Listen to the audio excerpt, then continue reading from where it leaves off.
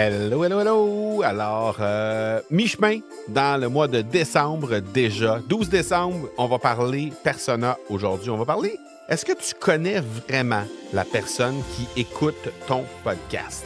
Est-ce que tu les connais vraiment? Et sinon, ben, comment faire pour les connaître et les reconnaître? En fait, les gens viennent souvent vers toi pour te donner des commentaires. Hein? Après un épisode de podcast, ils vont partager l'épisode, ils vont te donner des commentaires, ils vont même parfois critiquer, dans tous les cas, il y a certains auditeurs, certaines auditrices qui vont te laisser des commentaires.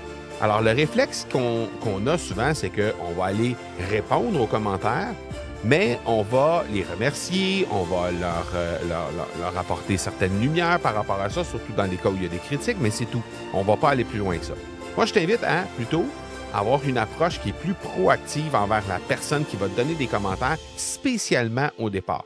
Au départ, on n'en a pas des tonnes. On en a peut-être 1, 2, 5 maximum personnes qui vont revenir vers nous et qui vont nous laisser des commentaires sur les premiers épisodes qu'on va faire. Ces personnes-là sont cruciales. Tu dois absolument aller vers ces personnes-là, leur poser des questions, apprendre à les connaître et surtout porter une attention particulière à tout ce qu'ils ont comme désir et comme problématique. Alors, plus tu vas les questionner sur quelles sont leurs problématiques, quels sont leurs défis présentement, qu'est-ce qu'ils ont comme objectif, comme but de vie, comment ça se déploie tout ça dans leur environnement, dans leur vie de tous les jours, bien, plus tu vas pouvoir créer du contenu qui va être en symbiose avec leur réalité et qui va résonner avec eux. Donc ça s'appelle connaître son persona et comment on réussit à faire ça, c'est en créant ce qu'on appelle, nous, chez nous, une liste époque. La liste époque, bien, c'est une liste qui va te permettre de lister systématiquement tout ce que ces gens-là qui écoutent ton podcast veulent éviter à tout prix, tout ce que ces gens-là ont peur de faire ou de réaliser en lien avec ta thématique de podcast, les objectifs de ces personnes-là, les buts qu'ils ont et finalement, bien, les croyances qu'ils ont, souvent très fausses par rapport à ton domaine d'activité. Donc, une fois que tu as réussi à faire tout ça, une fois que tu as réussi à mettre ça de l'avant, bien, clairement, tu vas être capable de réaliser des épisodes qui vont être exactement à l'endroit où ces gens-là sont et qui vont répondre à leurs problématiques, à leurs besoins. Et donc, forcément, bien, ils vont avoir énormément d'intérêt envers ton podcast de cette façon-là. Alors, ça, comment connaître notre persona, bien, on a l'opportunité de te livrer tout ça directement dans le campus de l'Académie du podcast.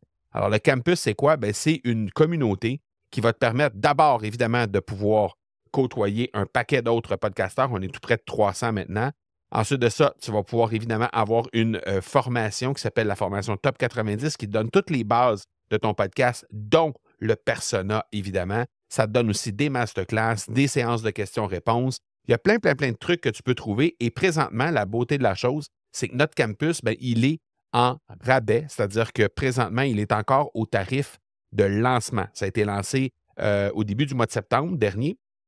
Et on est encore à un tarif de lancement parce qu'on s'était dit qu'on allait faire un tarif de lancement jusqu'à temps qu'on atteigne le cap des 300 premiers abonnés, les 300 premiers membres. Alors, si au moment où on se parle, tu te diriges vers le academypodcast.com/campus pour en savoir un peu plus sur comment bien structurer ton persona, justement, pour pouvoir poser des questions davantage si jamais tu as des questions en lien avec le monde du podcast et en lien avec ton projet podcast et que tu trouves encore le tarif de lancement, mais c'est que tu es parmi les 300 membres fondateurs. Alors, je t'invite à faire vite parce qu'on approche au moment où on se parle du cap des 300. On a passé le cap des 250 membres. Donc, on arrive tout près de 300 membres. Alors, fais vite pour être capable de pouvoir nous rejoindre et profiter de ce tarif de lancement. Alors, ça, c'est la ressource que j'ai envie de te proposer aujourd'hui. Incidemment, il te reste encore quelques jours aussi pour partager le calendrier de l'Avent.